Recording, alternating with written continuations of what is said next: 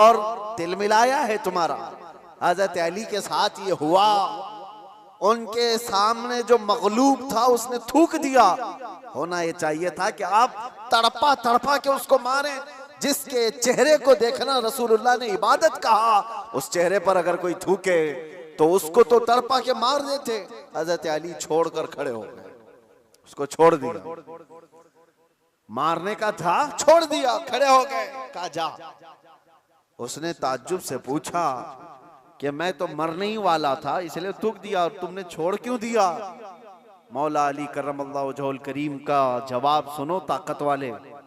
आप फरमाते हैं अल्लाह ने मुझे जो जिस्मानी ताकत दी है वो मैं खालिस अल्लाह की रजा के लिए इस्तेमाल करता हूं। जब तूने थूक दिया तो मेरा नफ्स शामिल हो गया। अब अगर मैं मारता तुझे तो बात ये होती कि तेरे थूक के बदले में मैंने मारा है। मैं तुझे मुझ पर थूकने के बदले नहीं मार रहा था, तो अल्लाह और उसके रसूल का दुश्मन है इसलिए मार रहा था, और ये नफ्स शामिल हो गया इसलिए मैंने छोड़ दिया। ताकत का इस्तेमाल ऐसे वक्त में कोई करके दिखाए। मेरे अजीजों, आज तो हाल ये है, किसी को क्रिटिसाइज नहीं कर सकते। अभी कुत्ता बोल दो तो क्या करते हैं, हम तो जाके आए, ना इनको कहा नाम लेकर कुछ नहीं, उसके बावजूद भी एक बड़ी आजमाइश से गुजर करके आए। बर्दाश्त की ताकत नहीं है। मौला अली करमल्लाहु वजहुल करीम को उनके सामने दुश्मन मगलूब ने थूक दिया, तब छोड़ दिया आपने। कहा मैं अपने नफ्स के लिए नहीं लड़ता, अपने नफ्स के लिए नहीं। और आज जो कुछ भी पावर का इस्तेमाल है, ताकत का इस्तेमाल है, वो सिर्फ और सिर्फ नफ्स के लिए है। आज नफ्स के लिए है। ये एक मिसाल मैंने आपको बताया, जिस्म का गलत इस्तेमाल करने वाले लोग। और क्या समझते हो तुम्हारी ताकत क्या ये हमेशा की है? चंद दिन का इंतजार करो, दांत टूट जाएंगे, कमर झुक जाएगी, और उसके बाद आज़ा जवाब देने लगेंगे। जिन हाथों से तुमने मुक्का आजमाई की थी, चंद दिनों के बाद वो हालत होने वाली है कि हाथ से तुम्हारे गिलास भी नहीं पकड़ा जाएगा। रोटियां तुम्हारे हलक तक डालने के लिए हाथ कपकपा रहे होंगे। हमने बड़े बड़े पहलवानों को बिस्तर पर पांव रगड़ रगड़ कर मरते हुए देखा है। ये जिस्मानी ताकत फानी है, खत्म होने वाली है। और समझ लो कि तुम्हें बुढ़ापा नहीं आया, कमजोरी नहीं आई, बीमारी नहीं आई, तब तो मौत तो आनी है, चाहे जवानी में आए। और मेरे आका सल्लल्लाहु तआला अलैहि वसल्लम एक बार हजरत अबू हुरैरा रदियल्लाहु तआला अन्हु के साथ एक ऐसे खंदक के पास से गुजर रहे थे जहां लोग कूड़ा करकट कचरा सब फेंका करते थे। वहां पर मेरे आका सल्लल्लाहु तआला अलैहि वसल्लम खड़े हो गए। हजरत अबू हुरैरा से कहते हैं इस खंदक में कुछ तुम्हें नजर आ रहा है? तो आपने कहा हाँ या रसूल अल्लाह सल्लल्लाहु अलैहि वसल्लम, हड्डियां हैं पुरानी। आप सल्लल्लाहु अलैहि वसल्लम ने फरमाया ये उन मरे हुए लोगों की हड्डियां हैं, उनके कपड़े हैं जो गल चुके हैं, जो अपने जमाने में ऊंची सवारियां करते थे, बड़े जिस्मों के मालिक थे। इनको ताकत और कुव्वत बहुत दी गई थी और आज ये सड़ गल गए हैं और कीड़ों की ग़िज़ा बने हैं। ये हश्र तो उन ताकतवरों का भी होगा जो आज अपनी ताकत का गलत इस्तेमाल कर रहे हैं। थोड़े दिनों की बात है, आप ये ताकत को फानी होते हुए देखेंगे। इसलिए मेरे अजीजों, जब अल्लाह ताला ने जिस्मानी ताकत दिया है तो संभाल करके रखना कि हाथ उठे तो कहीं जुल्म के लिए ना उठे, जुल्म के लिए ना उठे। जिस्म का इस्तेमाल कभी अपने नफ्स के लिए ना हो। इमाम अहले सुन्नत इमाम अहमद रजा खान फाजिल बरेलवी रदी अल्लाह ताला कौन नहीं जानता, आज आशिकों के इमाम, बरेली के ताजदार, जिन्होंने हजारों मसाइल का हल लिख दिया अपनी जिंदगी में, 1000 से ज्यादा किताबें लिख दी। और वो शहंशाह वक्त अपने जमाने के कुतुब मस्जिद में एतिकाफ में बैठते थे रमजान में, लेकिन एतिकाफ की हालत में भी मुसलसल इल्मी काम किया करते थे। एक बात थी, आला हजरत जैसे फकीह, उनके जैसा बड़ा आलिम जिसके सामने दूसरे कई उलमा अपने घुटने टेक देते, एतिकाफ की हालत में तवज्जो, जैसी ही इफ्तारी हो जाती तो आपके खादिमों में से घर से जो खाना लाया जाया करता था, एक बच्चा था 12 साल का, वो तो शदान लेकर के आता था, इफ्तारी और सहरी पहुंचाता था मस्जिद में। लेकिन आला हजरत को एक आदत थी पान खाने की, और पान खाने वाले लोग इफ्तारी के फौरन बाद पान चाहिए। आला हजरत इफ्तारी कर चुके, पान जो रोजाना आता था वो बच्चा पान लाया नहीं, और टाइम गुजरता गया, आपको पान की तलब हुई कि अभी तक आया नहीं, अभी तक आया नहीं। वो तकरीबन घंटा भर के बाद वो बच्चा आया और दौड़ता हुआ आया, कहा बड़े मौलाना साहब पान रह गया। पान ला करके दिया, एक तमाचा उसको लगाया, कहां चला गया था, पान लेकर कहां भाग गया था। वो बच्चा, जो खादिम है, खिदमत करने वाले लोग हैं, कहा माफ कीजिए भूल गया था, दिया और चला गया भागकर। पान खा लिया। आपके शागिर्द हैं अल्लामा जफरुद्दीन बिहारी रहमतुल्लाह तआला अलैह, उन्होंने लिखा है इसको, आला हजरत के शागिर्द। वो कहते हैं पान खाने के बाद आला हजरत इतने बेकरार हो गए, तरावी हो गई, टहलते रह गए इधर से उधर बेचैनी से। मैंने जाकर पूछा इमाम वक्त से आला हजरत से, मौलाना जफरुद्दीन साहब फरमाते, कहा क्या वजह है। आला हजरत ने कहा मौलाना जाओ वो बच्चा कहाँ है उसको ढूंढ के लाओ। कहा क्यों, क्या हुआ। काम उसको बुला लाइए, मैं उसको मार दिया था। तो मौलाना जफरुद्दीन रहमतुल्लाह अलैह फरमाते, मैं ढूंढने के लिए निकला, वो कहाँ मिलता, रात हो गई थी, कहीं दुबक के सो गया हो। लेकिन आला हजरत ने रात भर ढूंढने लगवाया। जो भी शागिर्द आए उससे कहो बच्चे को ढूंढ लाओ जो खाना लाता है हमारा, वो कहीं मिला ही नहीं। रात भर आप सोए ही नहीं, मस्जिद में टहलते रहे बेकरारी के साथ। सहरी का वक्त हुआ तो तोशादार लेकर बच्चा आ गया, उसकी ड्यूटी थी। वो जैसे ही आया आला हजरत लपक कर दरवाजे पर जाते और जाकर तोशा उसके हाथ से लिया, रख दिया और घुटने टेक कर जमीन पर बैठ गए। वक्त के मुजद्दिद की बात कर रहा हूं। उस बच्चे के दोनों कंधों को पकड़ा और कहा बेटा कल की रात मैंने थप्पड़ मार दिया था अपने हाथ से तुझे, खालिस मेरे पान के लिए, ये मेरे नफ्स के लिए मारा था, तो अल्लाह के लिए मुझे माफ कर दे। वक्त का इमाम अब छोटे बच्चे से कह रहा है मुझे माफ कर दे। वो बच्चा कसमसा रहा है, घबरा रहा है। देखा है वक्त के बड़े बड़े फकीह और मुफ्तियान कराम इस इमाम के सामने बैठ जाते हैं अदब से, और ये वक्त का इमाम मुझसे माफी तलब कर रहा है। बच्चे ने कहा हुजूर छोड़ दीजिए, मैंने कुछ समझा ही नहीं, मुझे कुछ पता ही नहीं। आला हज़रत ने कहा नहीं ऐसा नहीं होगा, तू कह दे माफ किया। मौलाना जफरुद्दीन फरमाते हैं मैं देखता खड़ा था। आला हज़रत कह रहे हैं कल क़यामत के दिन अगर रसूलुल्लाह सल्लल्लाहु अलैहि वसल्लम ने मुझसे पूछा ऐ अहमद रज़ा क्या तेरे अंदर अल्लाह ने ताकत इसलिए दी थी कि तू अपने पान के लिए छोटे बच्चे पर हाथ मारे, मैं क्या जवाब दूंगा उस दिन क़यामत के दिन। आला हज़रत उसको पकड़ करके थाम रहे, तो उस बच्चे ने कहा कि ठीक है मैं माफ कर दिया। आला हज़रत कहते हैं बच्चों को इख्तियार नहीं है माफ करने का, बच्चों को मसाइल है, वो मालिक नहीं है। हाँ आपने कहा अपने सर से टोपी उतारी और कहा जैसे कल मैंने तुझे मारा था वैसे तू भी मुझे मार, बराबर हो जाए मामला। उसका हाथ कांपने लग गया। वक्त का मुजद्दिद कह रहा है आला हज़रत अपनी टोपी उतार कर रख दिए। बच्चा जब नहीं मारने लगा आपने खुद उसका हाथ पकड़ा और हाथ पकड़ करके अपने सर पर मारने लग गए। 3-4 बार उसकी जब थप्पड़ पड़ी तो आला हज़रत मुस्कुराते हुए खड़े हुए कहा बात बराबर की हो गई, तूने मुझे माफ भी किया और बदला भी ले लिया। मौलाना जफरुद्दीन रहमतुल्लाह अलैह फरमाते हमारे आंसू निकल गए। वक्त का मुजद्दिद है, ताकत का गलत इस्तेमाल नहीं। मेरे अजीजों अगर अल्लाह ने जिस्म में ताकत दिया है तो इसलिए नहीं कि तुम अपने से नीचे वालों पर इसका इस्तेमाल करते रहो।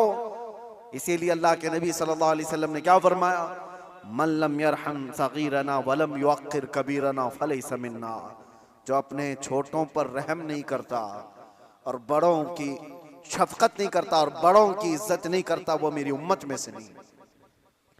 अल्लाह ताला ने अगर ताकत दिया है, नौजवानों से मैं कहता हूं गलत इस्तेमाल नहीं करना, इसका गलत इस्तेमाल कभी ना हो। औरतों को मारने की बात आई, कितने तो घर ऐसे बने हुए हैं, कमजोर है वो, तुमसे कमजोर मखलूक है, लोगों ने उसको बराबर का बनाने की कोशिश की है, लेकिन औरत तुमसे कमजोर बनाई गई है। उसको मारने का हुक्म कहीं पर भी नहीं दिया गया। कहीं पर भी नहीं। किसी भी तरह से लोग आज अपनी ताकत का भरपूर इस्तेमाल इनके साथ करते हैं, औरतों के साथ। बहुत सख्त जवाब देना होगा मेरे अजीज। औरत तो औरत है, मखलूक भी है अल्लाह ताला की, लेकिन साथ में उम्मत मोहम्मदिया है। इसका जवाब तो बहुत है। हदीस में तो ये मिलता है, जानवरों को जिसने मारा बिला वजह के, कयामत के दिन वो जानवर उठाए जाएंगे और वो आएंगे, मुकद्दमा करेंगे अल्लाह की बारगाह में कि अल्लाह इसने मुझे फलां वक्त बगैर किसी वजह के मारा था। रब ताला उस जानवर को सींग अता करेगा और कहेगा कि तू इतना मार ले इसको यहाँ पर, और वहां सख्ती के साथ वो जानवर इस जालिम को मार रहे होंगे। अहले महशर उसको देख रहे हैं। जानवरों के साथ जुल्म को इस्लाम ने जायज नहीं किया। घरों में अपने औरतों के साथ कौन जुल्म की इजाजत देगा? ये हुई डोमेस्टिक वायलेंस जिसको कहा गया है। मैंने अंदर कैद में देखा कितने ऐसे कैदी औरतों को जला करके अंदर आए हुए हैं, छोटी छोटी बातों पर, जहेज के नाम पर, दो खानदानों के झगड़ों पर औरतों को जला दिया, मार दिया, खत्म कर दिया। ऐसे कितने वाक़यात। इंसान को जब ताकत ज्यादा आ जाए तो वो जुल्म के रास्ते पर आ जाता है। यहां अपने आप को कंट्रोल करना मेरे अजीजों, ये वक्त का बहुत बड़ा चैलेंज है तुम्हारे साथ। ये हुई जिस्मानी ताकत, और जब माल आ जाए, अल्लाह अकबर, ये बड़ी आजमाइश है, ये बड़ी आजमाइश है। चर्बी ज्यादा उस वक्त आती है जब माल ज्यादा आता है। जिस्मानी ताकत तो चले, आदमी अपने आप को कंट्रोल कर लेगा, रोक लेगा, लेकिन माल की चर्बी ये बड़ी खतरनाक है। ये तो गरीबों का मजाक उड़ाती है सबसे पहले, दीन को हल्का समझती है सबसे पहले। ये मौलाना लोग, ये हमारी कैटेगरी के नहीं है। या उलमा, ये तो कमतर लोग हैं, यतीम लोग हैं, लावारिस लोग हैं। मालदार सबसे पहले दीन का मजाक उड़ाने लग जाता है। इसीलिए माल आए तो हमेशा दुआ ये करना कि अल्लाह माल के साथ उस्मान गनी की सखावत अता कर दे। माल आए तो अब्दुर्रहमान बिन औफ की अखलाक व किरदार के साथ आए, वरना कारून के पास भी था, शद्दाद के पास भी था, हामान के पास भी था, माल बहुत था उनके पास, लेकिन उनके माल ने उनको तबाह बर्बाद कर दिया।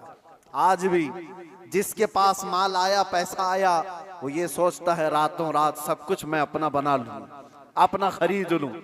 अच्छा, एक बात और भी मैं बता दूं, जिन 3 चीजों की बात मैंने कहा जो इंसान को जुल्म के रास्ते पर लाती है, पहले उसकी जिस्मानी ताकत, दूसरे दौलत, तीसरे पावर, ओहदा, ये तीनों ऐसी चीजें हैं जो परमानेंट रहने वाली है ही नहीं।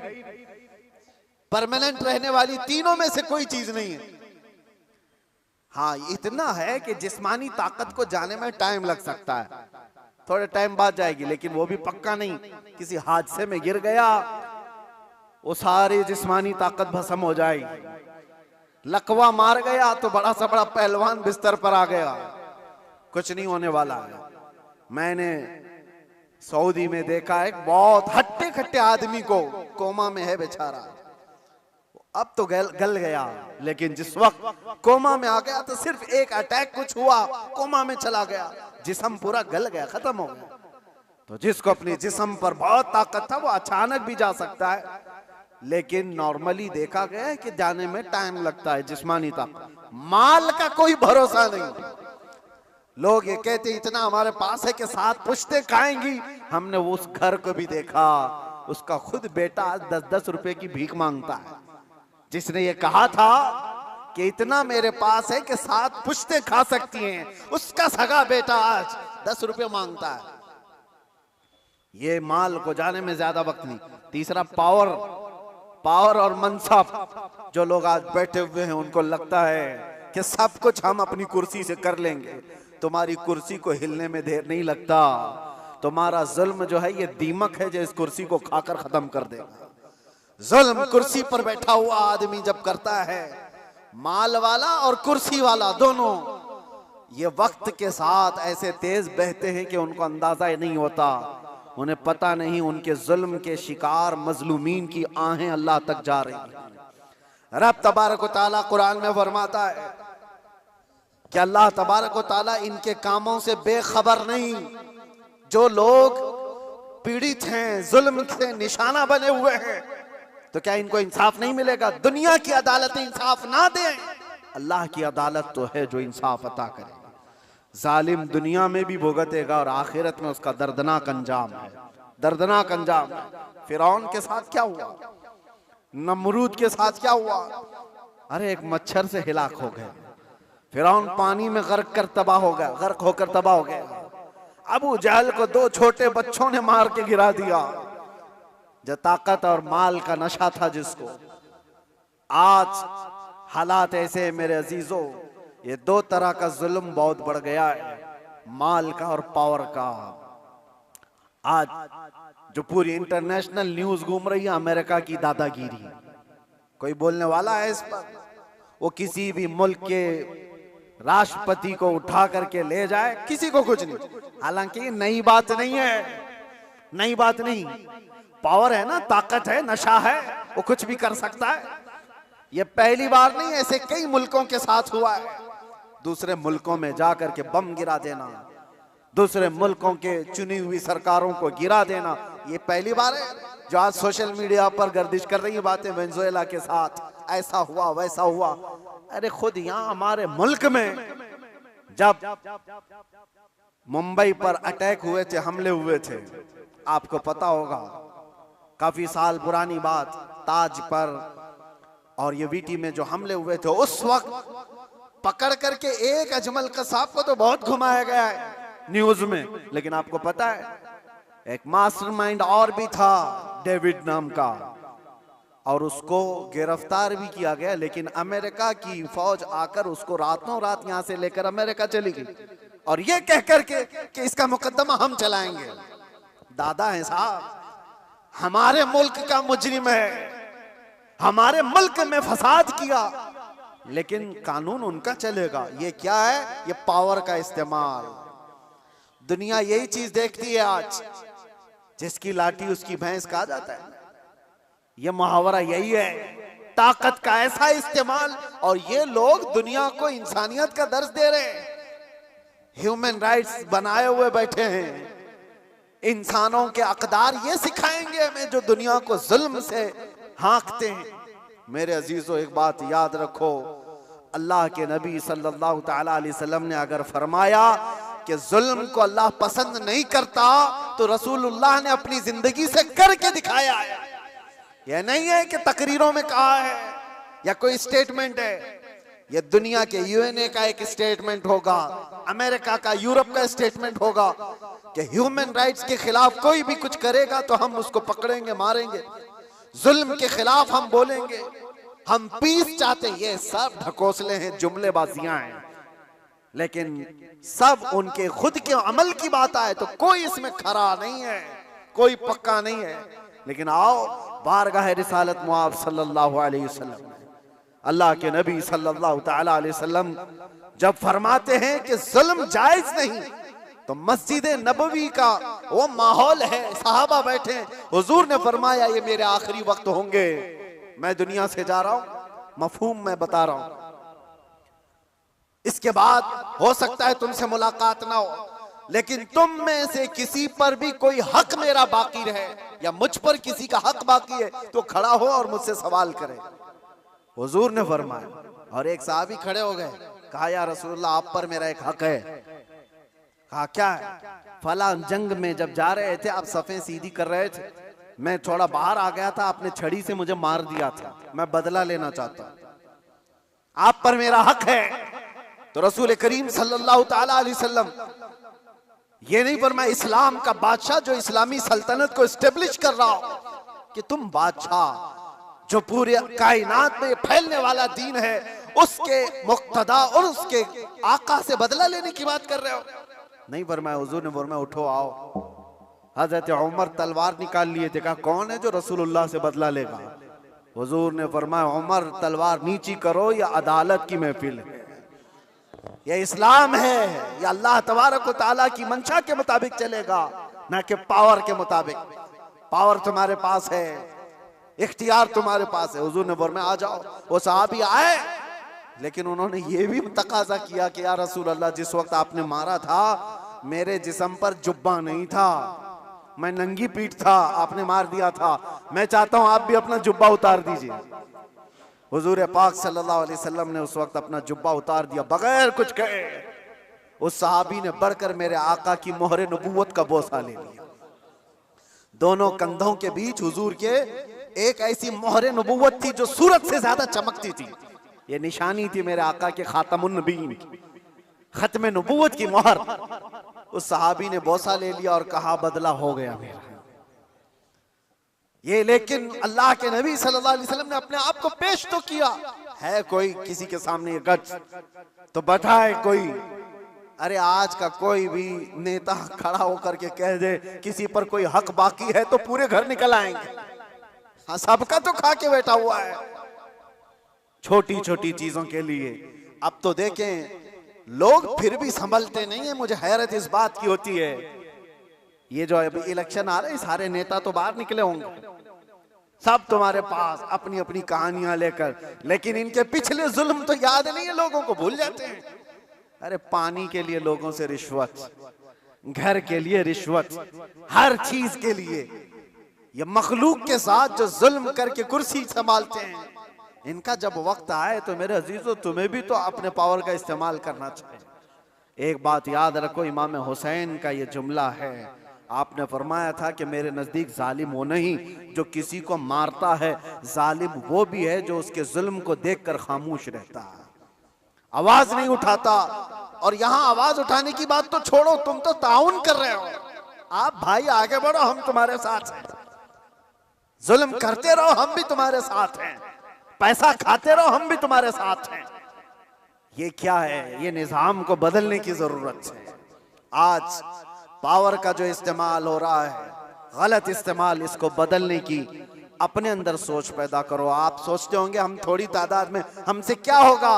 हरगिज मत सोचो, एक की सोच से भी इनकलाब आता है। एक की सोच से भी इनकलाब आता है। बढ़ना तुम्हारा काम है।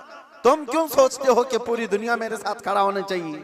नहीं, सरकार मुजाहिदे मिल्लत रहमतुल्लाह तआला अलैह बहुत दिल के अंदर मलाल लेकर के चलते थे। उम्मत के हालात ऐसे, मैं उनको पढ़ा तो मैं भी कई मर्तबा ऐसा, जिसको कहते हैं ना डिसअपॉइंट हो जाना, हालात को देख रहे यार कोई आता ही नहीं, क्या फायदे का हम चिल्लाते रह जाएं, लोग आपस में इख्तिलाफ करके छोड़ के चले जाएं।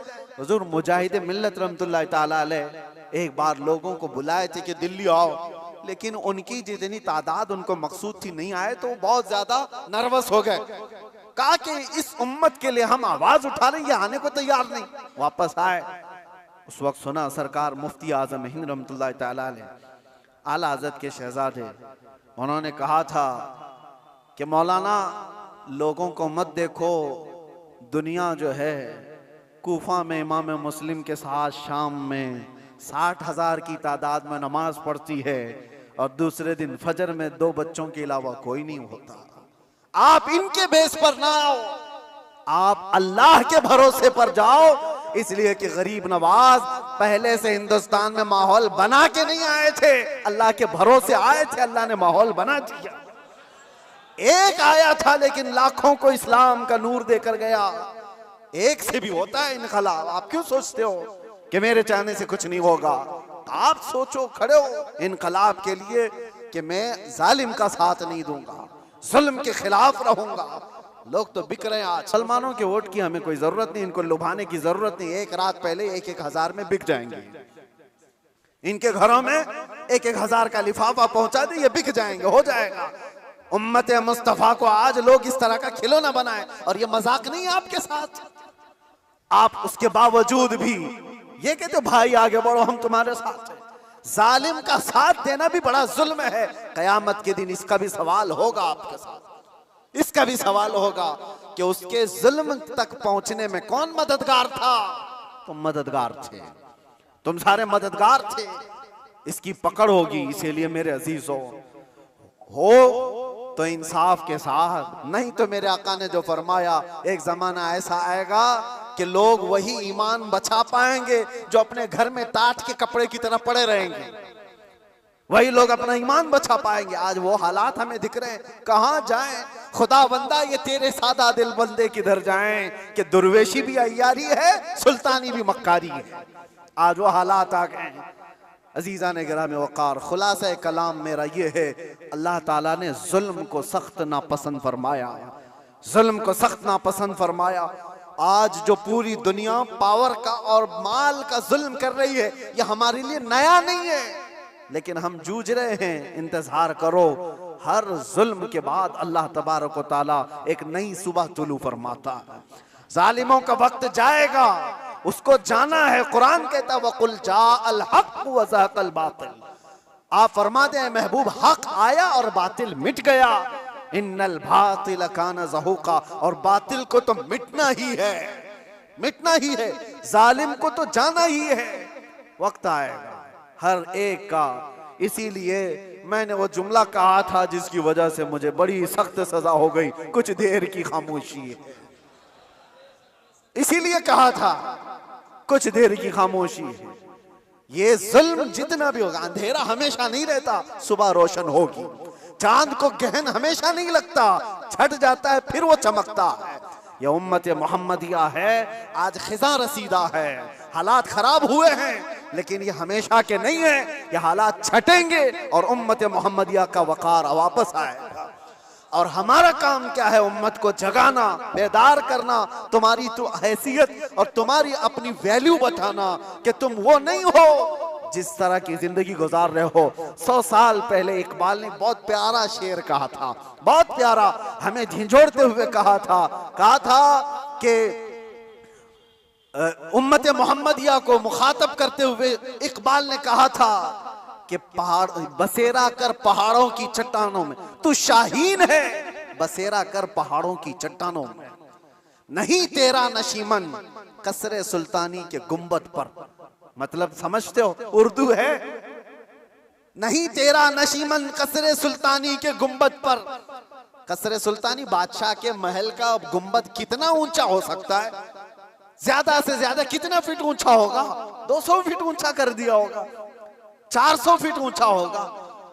लेकिन इकबाल कहता है वो गुंबद की ऊंचाई ये तेरी मंजिल नहीं है। एक परिंदा है शाहीन, जानते हो, जो सबसे ऊंचा उड़ता है, और इतना ऊंचा उड़ता है कि उसको कौवे भी नहीं देख सकते, कौवे भी नहीं देख पाते उसको।